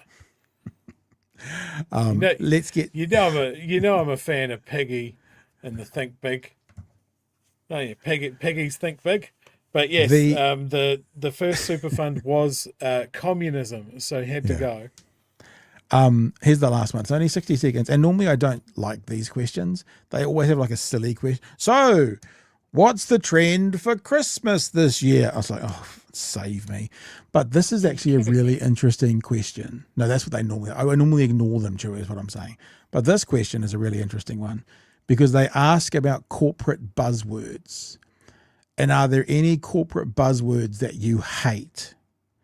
And I want you to pay close attention to how Christopher Bishop reacts when Kieran McAnulty shares what his buzzword is that he hates, and the affirming sounds that Christopher Bishop makes about the horrific buzzwords that get on the wick of Kieran McAnulty. And I just wonder if he was possibly pulled into an office after this conversation, which is why we haven't seen him today. Before you go, very quickly, we're talking about corporate slang and jargon that we just cannot stand. This is an election year, so you're going to have to be careful with your slogans. Very quickly, for each of you, is there a corporate phrase, like a circle back or refer up, that you just cannot stand and you try and avoid? Stakeholders. Politicians, all right. It's a Wellington classic. Everyone talks about stakeholder. What's a stakeholder? They're called voters, Chris. They're not stakeholders. They're called voters. Exactly. There we go. That's my point. That's exactly. You call all right. them, if you use stakeholders, we're going to pull you up on that. Kieran, what about for you? Well, there's your headline. Chris Bishop hates stakeholders. I should definitely put that one down. My one would have to be what I'd say to you. I can't stand it, and I think the general public are getting sick of it. We hear it all the time. Fired. I think people just want people to answer a question rather than dance around it. Totally. Okay. What I would say to you is that we have to circle back next. Oh, he's going to roll him. He's going to roll him. That's right. That's right. Totally, I agree. One more time. my one would have to be what I'd say to you. I can't stand it, and I think the general public are getting sick of it. We hear it all the Shots time. fired. I think people just want people to answer a question rather than dance around it. Totally. Okay. What I would say to you is that we have to circle back next week. There you go. I just thought it was interesting. Like, we don't normally, I know, it's like, I just also wonder, stakeholders is exactly the kind of word that Luxon would use. And I get the sense it will come out at some stage and that clip will be on rotate on everybody's TikTok page. I mean, I almost am prepared to place quite a high wager that we will hear Luxon use the phrase stakeholders this year. I'm almost prepared, but that was pretty funny. Good way to wrap up the week, Chewie. That's a good one. I have something to leave the show on before. Obviously, we've discussed earlier that the Winter Games is the superior of the Olympics. The white superior. One of the things I love about the Olympics is the technology, the camera technology that goes into it. So it shows you the best angles of the sports and the happenings. But hang on, just before you go on, you're talking about sport. Yeah. Are you talking about sport all week, mate? Are you like growing up? Have you matured or something? No. This is the one thing, because there is an event in the Winter Games where they give someone a gun. It's something like that. Like there was a cross country skiing thing where a dog turned up. Oh yeah, I saw that at the finish line. And they just casually dropped it into the news of like, oh, there was a dog, and then there's the picture of the dog following the people, the finalists. That wasn't a dog; it was a wolf. Oh, real? In real life, are you saying it looked like a wolf? No, it very much looked like one of those wolf dog hybrids. But like if you were skiing, you're like, I'm going to win the gold, I'm going to win the silver. Why is everyone cheering really loud? Oh shit! You don't go, oh, that's a wolf dog hybrid. You go, no, that's a fucking wolf chasing me. So I haven't checked the finish times, but maybe it was a world record. But I saw this, and I'm talking about technology because there's some really good camera technology to show you all the angles in the ice hockey. Yep. And I'm just waiting to loop it perfectly. They used it on the poor guys that are there to clean up the ice hockey ice at the halftime. Yep. They've got a whole bunch of people that skate on. And they used it to highlight in bullet time this poor guy eating shit as he skates on. Like, isn't that amazing? Isn't that amazing that started off with Neo in the Matrix, and now they're able to do it in real time for a sports broadcast. Well, that's what went with the comment about this. Is like, it was months and months and months of technical work to get bullet time to work in the Matrix. They had to invent software and spend months rendering it and that sort of thing. And now it is a fucking button on someone's vision mixing desk as he's drinking coffee going, oh, that guy fell over. Button. All right, very good. I've actually got something to finish with as well, which I didn't tell you about. Well, you know about it, but we'll do it anyway. We'll do it live. We have an official apology to offer, and that is we haven't talked about him tonight, that is to Kieran McAnulty, because we were terrible human beings. And we showed this photo to Kieran. I did notice, I looked back at the clips, and he did double over with laughter when he saw it, which was good. He's never coming back on the show again. But we apologise for doing this, and we apologise more for people who watch the show then taking that and doing this, because this is just cruel. You're a wizard, Harry Potter. Oh, that's so mean. And I just think that this is not appropriate.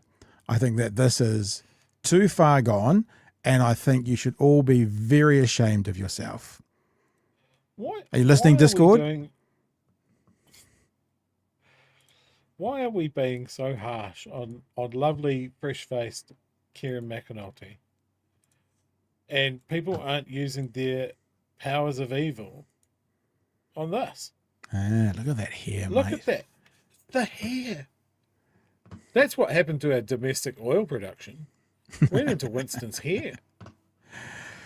Okay, Fano. Bit of fun to wrap up the show. My computer has actually blown up. I don't have any wallpapers left. All my screen, like I'll show you. Look, this is my screen where there used to be there's actually a screen. Oh, no, it's not my screen. That's my screen. Can't see it. It's just See, black. there's actually so whatever happened in the middle of the show. Are you showing us a black window? That's the point. That's my wallpaper at the moment. I don't know what happened, but it went fadumch. And that's a deep cut. Does anyone know what fadumch is? Fadumch. It's a real deep cut. Fans of 1980s sitcoms? Fadumch. No? Anyone? Anyone going to get it? That's almost worth a prize. Fadumch. Deep cut. Deep cut. We're going to give it a few seconds. It's a super deep cut. Just keep saying deep cut when nobody knows what you're talking about. It's not badumch, it's fadumch. It's very, very specific. Maybe I'll leave that with you over. Hey, there you go. There you go. Oh. There you go. Oh. See? I said maybe it should be a prize. I didn't say it's going to be a prize. We'll just make that clear. One of my favorite things I've ever done whilst doing presenting of something. I was doing an event for a friend who had just had an album, releasing their album. It was an album release. That's what they call it, dickhead. And I was introducing it, and I was talking at the front, and I go, and at the moment, actually, there are some lucky people who have got special packages underneath their seats. So if everyone would like to look under there, and then I was like, everyone would like to look after there, and I'm looking at the boss going, oh, did we decide not to do that in the end? Oh, I didn't get the note, so no. Okay, I'm sorry, team. And everyone's going under their seats looking for stuff, and I'm like, I'm sorry, that obviously got cancelled, and I wasn't aware of it. That's one of my favourite things. It's lots of fun. All right, that's it for us. Kids will be in tomorrow, taking you through all the crazy Zionists. This time last week we pointed out, I think it was 168 shows to go. That means probably for us 164 shows to go. That means for the Friday night is 41 shows to go before the next election. It's not a lot of time. And if you're not tuned in and turned on to what's happening at the moment, you need to be. Organise. All right, Fano. What am I doing? I'm doing that one, aren't I?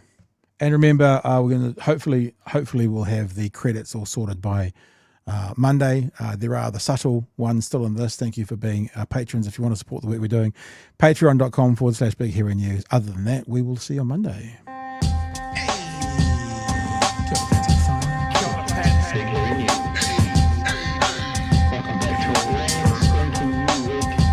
Settle a debate, whether it be thoughtful or funny, even if we're all creatures of hate.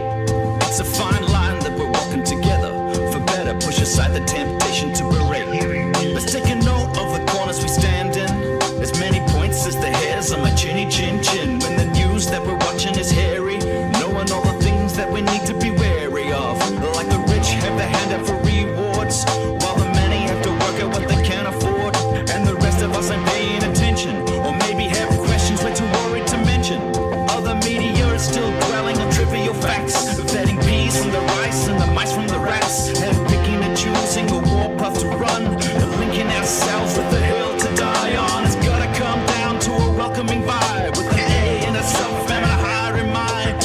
All heavily either this way or that. Mikey's right, because in New Zealand in the 1970s and 80s, it was about the equivalent of the 1940s in the rest of the world. So that's about spot on. That's it for me, Chewy. I think I'm done for the week. Anything you want to add before we head off? Find some more people to vote. That's your job. That's your full-time job. All right, for the next however many weeks Pat said just before. Chewy and I will catch you on Monday night. Of course, tomorrow night we have got the something about light. No, Friday, B8, bright hairy lights. Got there in the end. I was thinking Friday Night Fever. It was a radio show I used to do. That was weird. We'll catch you from Monday next week. Be safe over the weekend. See you Monday. Hooroo, everyone. Hooroo. Cheers, man.